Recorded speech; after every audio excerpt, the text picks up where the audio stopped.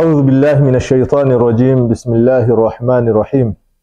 الحمد لله رب العالمين، وأشهد أن لا إله إلا الله ولي الصالحين، وأشهد أن سيدنا محمدا خاتم الأنبياء وإمام المرسلين.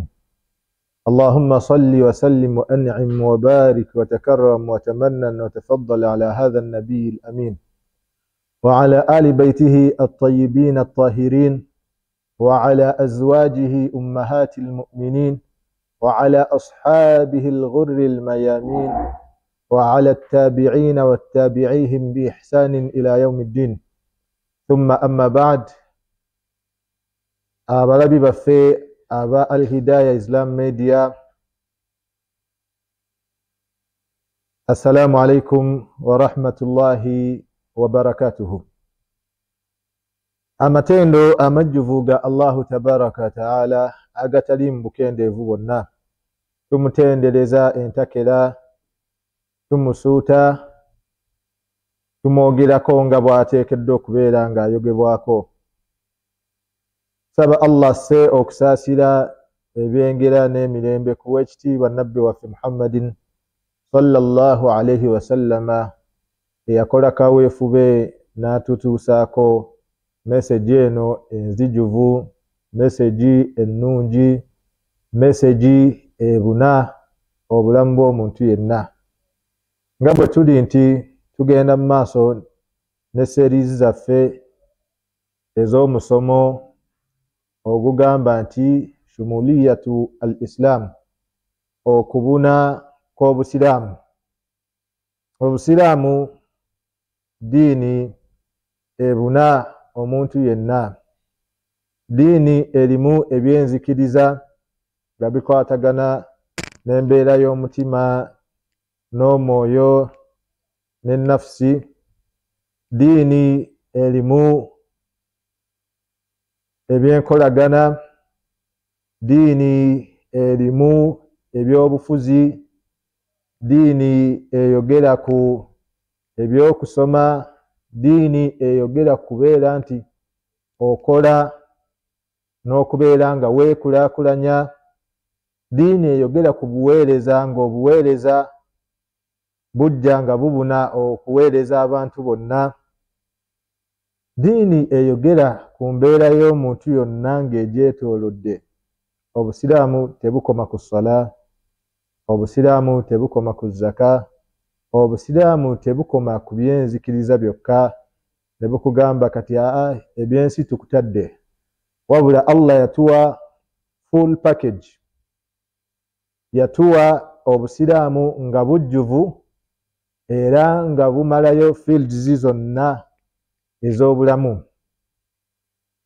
Twajja ne twogera ku muntu ssekinnoomu Obusiraamu butya bwe bumufugamu. Ne twogera ku famire butya Obusiraamu bwe bumudirectinga. Ne twogera ku baneighbor, Omusiraamu ne neighbor. Obusiraamu bukugamba ki, bukuyigiriza ki, bukudirectinga butya, bukulamula butya. Olunaku olw'olwaleero insha Allah tugenda kwogera Obusiraamu kye boogera ku Musiraamu ne mukwano gwe. Olunaku lw'enkomerero abantu bajja kubeera nga bejjusa, nga beevuma emikwano gye baayina kuno ku nsi, naye era wajja kubeerawo abeenyumiriza mu mikwano gye baayina kuno ku nsi. Obusiraamu butugamba ki, butya bwe tulina okweyisaamu, baani abalina okubeera mikwano gyaffe. Omubaka Muhammadin sallallahu alayhi wasallama agamba almar'u ala diini khalilihi falyanzur ahadukum man yukhalil, nti buli omu atambulira ku mbeera za mukwano gwe. Buli omu yeeyisa mu nneeyisa mukwano gwe gye yeeyisaamu. Buli omu kwegamba embeera z'omuntu n'embeera za mukwano gwe ebiseera ebisinga tezaawukana, nti mbuulira gw'oyita naye kubuulire empisa zo. Omuzungu n'agamba birds of the same feathers flock together. Omuwarabu n'agamba tuyuru ala ashkaliha taqa, nti ebinyonyi bitambulira era mu mbeera yaabyo nga guruupu nga bwe bifaanagana. Era n'abaana Adamu kizibu nnyo okusanga seeka nga mukwano gwe si seeka. Kizibu nnyo okusanga omuyimbi nga mukwano gwe si muyimbi. Kizibu nnyo okusanga omuntu ng'ayina field mwagwa, ng'ayina embeera gy'agwamu, okujjako ojja kusanga nga ne mukwano gwe era y'embeera y'emu gy'abeeramu. Okukwana emikwano mu Busiraamu kikubirizibwa kubanga y'embeera gye tuwangaaliramu. Oluusi mukwano gwo oyo ayinza okuba nga mukwano gwo ate nga wa luganda lwo, ayinza okuba nga muzaddewo ye mukwano gwo, era nga kyekisinga okubeera ekirungi nti mukwano gwo asooka abeere muzaddewo. Zeeni bwe tufulumako n'abantu ab'ebweru b'okwatagana nabo, b'okolagana nabo, be mugatta emirimu, be mugatta maybe mwenna mukola mu kampuni yemu, mwenna mukola mu kitongole kyekimu, oba musomesa ku essomero lyerimu, n'ebirala bingi ebiba bibagatta. Mulimu emikwano nga mirungi. Nabbi sallallahu alaihi wasallam atukubira ekifaananyi eky'emikwano gino egy'ebika ebibiri. N'agamba innama mathalu aljalisi salih waljalisi su'i kahamili almiski wa nafikhi alkir. Omubaka sallallahu alaihi wasallam atuwa ekifaananyi nti mazima ddala omukwano omulungi, a good friend, omukwano ogwesiimisa, gw'oyita mukwano gwo nga muntu mulamu, nga muntu mulungi, nga muntu wafiyun atuukiriza, nga muntu sadiqun mwogezi w'amazima, nga muntu ayina ebitendo birungi, bw'aba anyumya ayogera mazima, bw'aba asuubizza atuukiriza, baba bamuteresezza takumpanya. Omukwano omulungi ng'ogwo Nabbi sallallahu alaihi wasallam agamba kahamil misk, alinga omutunzi w'obuwoowo. Oyo omutunzi w'obuwoowo bw'oyingira mu dduuka lye oyinza omugulako. Bw'oba tomuguzeeko ayinza okubaako n'akawoowo kakugabira gwe nga mukwano gwe, oba just okubeera kumpi naye ng'omwetoolodde ofuna obuufu obwo obwakawoowo akalungi, n'obeera nti buli w'oyita beewuunya wa gy'ova, kubanga emikwano giyina athari, giyina effect, giyina impact gye gikola.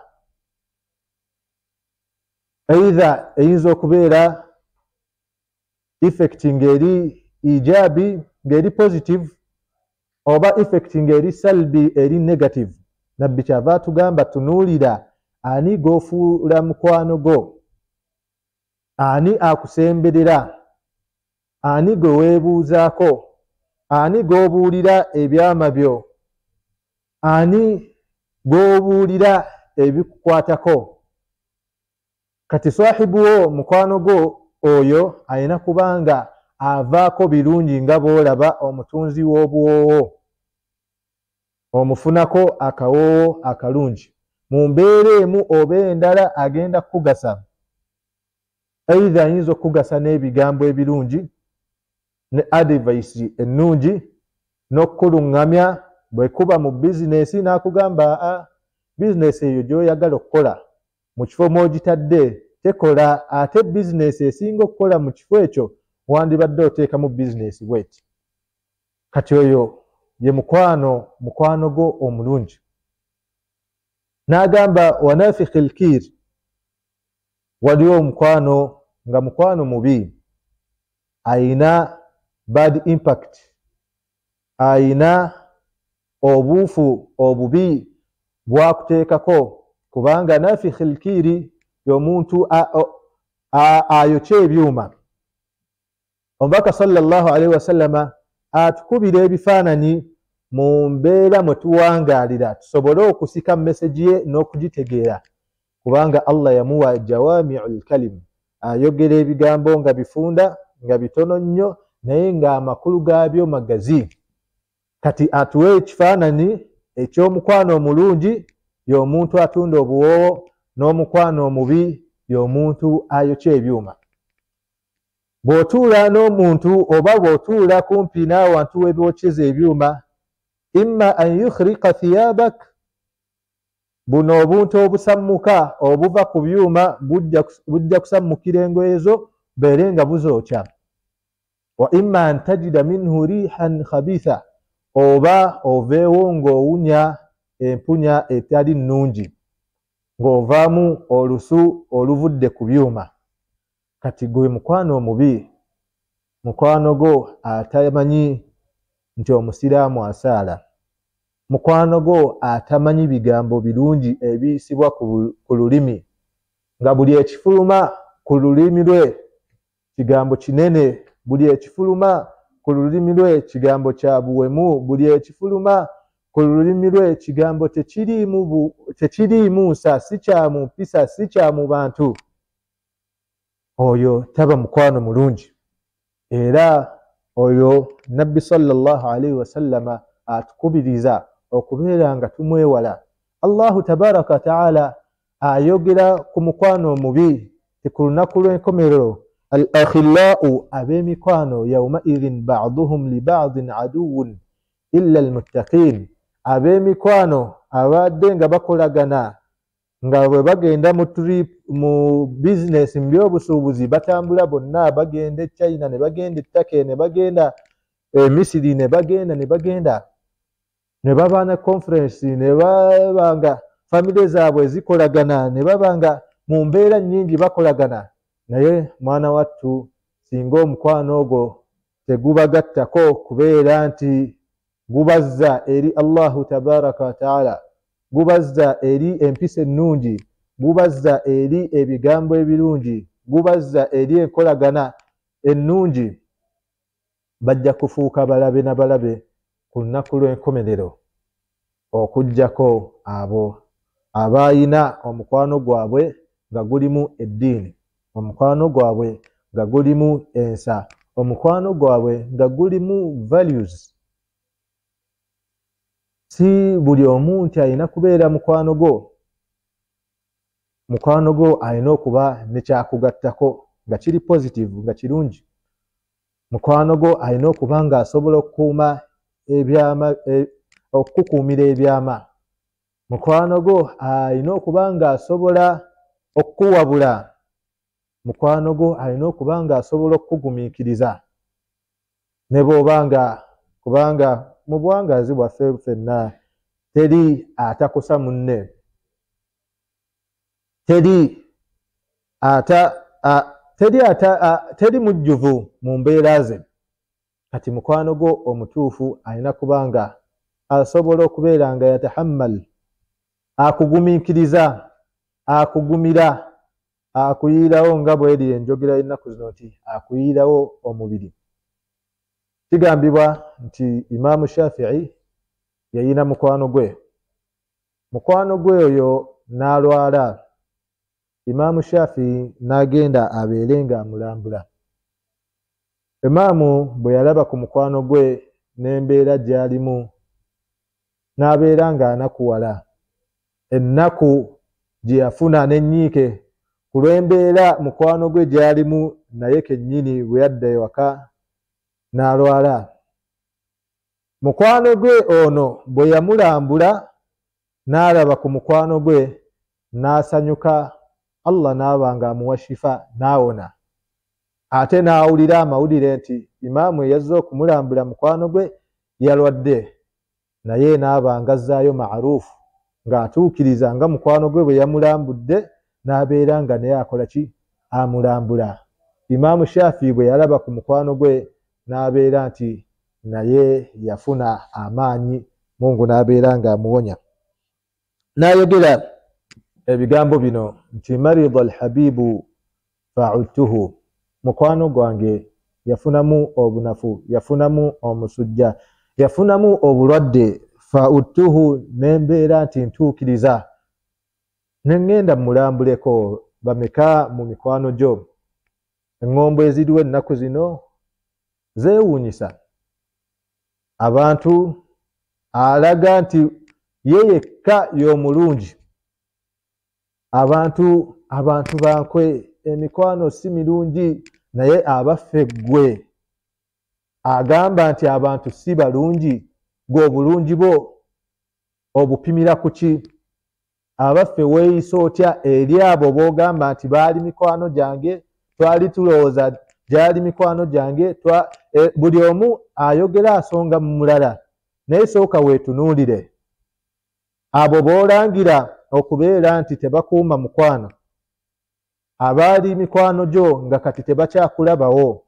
Abaffe gwe wali otuukiriza omuntu kyatuukiriza eri mukwano gwe, akantu katono nnyo ng'okumusindikira message oba okumukubirako oba okumulambulako oba okulaga enkolagana nti weeri era yaddala era y'amazima. Kati Imaamu Shafii yalambula ku mukwano gwe ng'alwadde era nga bwe yali enkola ya Nabbi sallallahu alaihi wasallam n'emikwano gye ne basahaba be bwe bawulira nti omu ku bo alwadde n'agenda amulambule, n'amubuulirizaako, gundi nga tetukyamulaba, n'akikuliza mu basahaba be ne babeera nga bazimba omukwano ogwa ddala nga guli mutabadil, buli omu afa ku munne nga bwe yeefaako. Kati agamba marida alhabibu fa'udtuhu famaridtu min asafi alayhi, bwe namulambula nange nendwala kulw'okunakuwala kulw'ennaku n'okubeera nti namulaba ng'ali mu bulumi. N'agamba fashufiya alhabib, mukwano gange bwe yantunulako n'andabako n'afuna essanyu n'awona, Allah n'amuwonya kulw'okuba nti alabye ku mukwano gwe. Fazarani au fa'adani, naye najja nannambulako. Fashufitu binadhari ilayhi, nange nefuna okuwona kulw'okulaba ku mukwano gwange. Tunuulira okwagalana okwo, okwagalana okwannama ddala, okwagalana okulungi, okwagalana okuzimbiddwa ku mbeera ennungi. Titolinda kubeera nti oli alina kyakukoledde naawe obeeko ne kyokola, wabula mukwano gwo asobola okubeera nti tatuukiriza, naye kubanga gwe omukwano gw'olina gyali gwa ddala, ate gwe oba olina okubeera nga otuukiriza. Tuleme kubeera ab'emikwano nga omukwano gwaffe guzimbiddwa ku ddiiru, nina kyenkufunako oba olina kyonfunako. Kiringa omutontomi omu eyagamba nti idha qalla maali qalla man yusahibuni, emmaali yange bwekendeera, yali musajja nga mugagga, emmaali bwekendeera n'emikwano gibula, abo tebaba mikwano gyo, abo baba banno mu kaseera ng'oyina, naye mukwano gwo omutuufu ne mu kaseera nga toyina abeerawo, akubeererawo, era mweteefuteefu okubeera ng'akola kyonna ekisoboka okuyamba mu ngeri emu oba endala. Idha qalla maali, emmaali yange kasita ekenderamu, qalla man yusahibuni, n'emikwano gyange gikendeera. Wa fi jam'i almaali kullu nnaasi khillaani, ate emmaali bwewera buli omu oyo mukwano gwaffe, oyo mukwano gwange naye nga abasinga abala ekyo kyakufunamu bwe kiggwaawo omukwano nago ne gugenda n'ebyo byabadde akufunamu. fakam min aduwin li ajili lmaali sadakani, bameka mu balabe bange naye ku lw'emmaali ne bafuuka mikwano gyange. N'abo abantu mwebali, kyova olaba omuntu alina okutunuulira, alina okwekenneenya, alina okubeera nga yekkaanya abantu bonna abamwetoolodde, kubanga abantu bonna si balungi. Mulimu abantu nga bakwagaliza kufa, mulimu abantu nga bakwagaliza kubeera ng'oli mu nnaku, mulimu abantu nga bakwagaliza obeere nga ofaafaaganirwa, obeere mu loosi. Bameka abantu nga mikwano gyo naye nga mikwano gyo ku lw'emmaali, nga bandibadde balabe bo naye ne bafuuka mikwano gyo ku lw'emmaali. wakam min sadiqi lifaqdi lmaali aadaani, bameka abafuuse balabe bo nga gyali mikwano gyo naye emmaali bwe yamala okukendeera ne bafuuka abalabe, ne batandika okukosa, kubanga bamanyi bingi nnyo ku ggwe, bamanyi ebyama byo, bamanyi wawooyita, wajosula nga tosuze waka, wajobeera nga toli waka, bingi nnyo bye bakumanyiko. So olina okubeera nga otunuulira baani b'oyita mikwano gyo. Olina okubeera nga okuba tooki buli omu mu mikwano gyo, buli omu alina waakoma. Waliwo mukwano gwo nga emboozi mugikomya ku ssimu oba nga musisinkanye ebweru, ne wabaawo mukwano gwo ng'atuuka naye nga alina waakoma ewaka, ne wabaawo mukwano gwo ng'ayingirira ddala ewaka. Mulimu emikwano gye tuyita family friend, nga mukwano gwo n'afuukira ddala mukwano wa famire yo yonna. Maama wo n'amumanya, taata wo n'amumanya, baganda bo bonna ne bamumanya. Mwana wattu omuntu watuukira okubeera nga mukwano gwe ku level eyo, kitegeeza abeera wafiyi, abeera mwesigwa, abeera mwesimbu, abeera nga mulina bingi bye musheyaringa, mulina bingi bye mugatta. Asobola n'okubeera nga gooteresa ekiraamo kyo. So abakkiriza n'abalabi baffe ku Al-Hidayah Islam Media, tutunuulire abaffe abo be tuyita mikwano gyaffe oba abatuyita mikwano gyaffe. Ki kye tubagasa nakyo era ki kye batugasa nakyo mu mbeera ey'obulamu bwe tuwangaaliramu obwa bulijjo, kubanga kye kisinga okugatta abantu.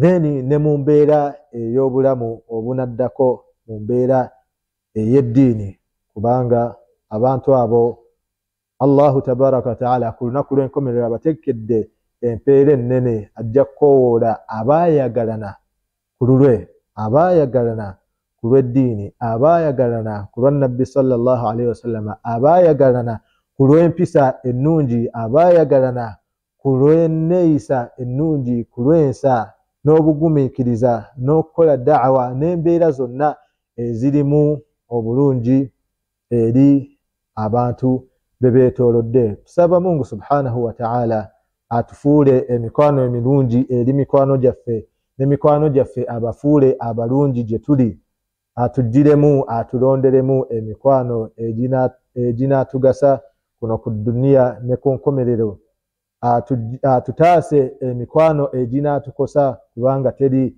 akosa nga mukwano gwo, kubanga amanyi byonna by'oyitamu, akumanyi munda n'ebweru. Naffe atufuule abantu abalungi, abantu abalongoofu, abantu abalumirirwa, abantu abatuukiriza nga mukwano gwo bw'alina okubeera. Tupunzika ne kissa mu ddakiika ntono nnyo. Musajja omu ayitibwa Hani ibn Mas'ud. Eno mboozi yaliyo mu jahiliya period, yalina mukwano gwe obumu ku bwakabaka obwaliwo ne bubeera nti busaba, kabaka asaba awase abamu ku bawala b'ono omusajja. Omusajja n'agaana, naye yamanya nti bw'ogaana okusaba kwa kabaka waliwo ebiddirira, n'addukira ewa mukwano gwe Hani n'amuteresa bawala be n'ebintu bye byonna. Kabaka ono eyaliwo bwe yawulira nti abawala babadde ayagala okuwasa babatutte ewa gundi eyali omukungu mu bakungu b'Abawalabu, n'atumya bagende babamuleetere. Naye kubanga ono mukwano gwe yateresa yali wafiyun, yali mwesimbu, omukwano gwe balina wakati waabwe gwali gwa mazima, era n'ono yamanya nti gwenteresezza abaana bange bajja kubeera seefu, yagaana okubamuwa.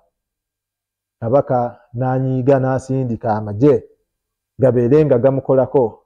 Omusajja teyali kabaka, yali just muntu ng'alina abantu abamuwuliramu, n'abeererawo mukwano gwe, n'atuuka n'okubeera nti obulamu bwe abuteekayo alwanagane n'obwakabaka bulambirira just kubeera ng'akuuma ebitereke mukwano gwe bye yamuteresa. Tunuulira omukwano gwe yayina n'okubeera ng'afaayo okubeera ng'agutuukiriza. Abaffe gwe nga tonnasonga mu mikwano gyo, nga tonnagamba nti abantu bankwe, nga tonnagamba nti abantu bazibu, nga tonnagamba nti abantu babi, ng'oyimiridde otya mu kubeera nga naawe abakuyita mukwano gwabwe enkolaganayo nabo eri etya. Bw'omala okutuukiriza naawe komawo obanje bw'oyita mikwano gyo batuukirize. Naye bwe weetunulamu nga naawe bw'otyo bw'oli, manya nti buli kimu kirina empeera yaakyo. Saba Mungu subhanahu wa ta'ala atuweemu obulungi, atuwe emikwano emirungi, naffe atufuule emikwano emirungi eri mikwano gyaffe.